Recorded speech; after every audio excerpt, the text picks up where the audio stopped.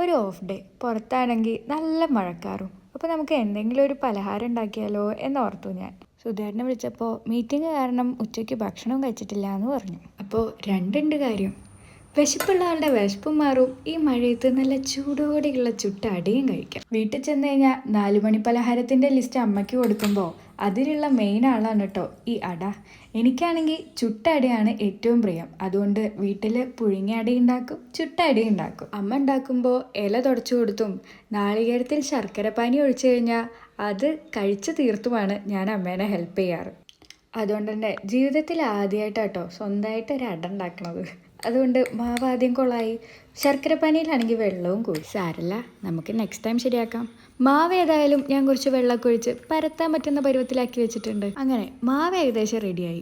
ഇനി വെള്ളം കൂടിയ ശർക്കരപ്പാനി. ഫ്രിഡ്ജിൽ നാളികേരമില്ല, ഇനി ചിരകാനിട്ടു വയ്യതാനും. ഇതൊക്കെ ഒരു അഡ്ജസ്റ്റ്മെൻ്റ് അല്ലേ. ശർക്കരപ്പാനിയിൽ കുറച്ച് വെള്ളം കൂടി വെച്ചിട്ട് പ്രോബ്ലം ഒന്നും ഉണ്ടാവില്ല.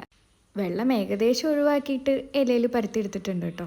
ഇനി നമുക്ക് ഇല അടച്ച് വെച്ച് ഓരോന്നോരോന്നായിട്ട് പാത്രത്തിലിട്ട് ചുട്ടെടുക്കാം. മഴയാണെങ്കിൽ പുറത്ത് തിമിർത്ത് പെയ്യാണ് കേട്ടോ. അതുകൊണ്ട് ഇൻ ബിറ്റ്വീൻ ഒരുപാട് പ്രാവശ്യം കറണ്ട് പോക്കും വരവും തന്നെയായിരുന്നു കേട്ടോ.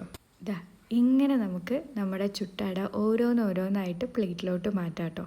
ചുട്ടട കഴിക്കാത്തവരുണ്ടെങ്കിൽ മസ്റ്റായിട്ട് ട്രൈ ചെയ്യണം കേട്ടോ. ഇതിനൊരു പ്രത്യേക ടേസ്റ്റാണ്. അപ്പോൾ ടാറ്റാ.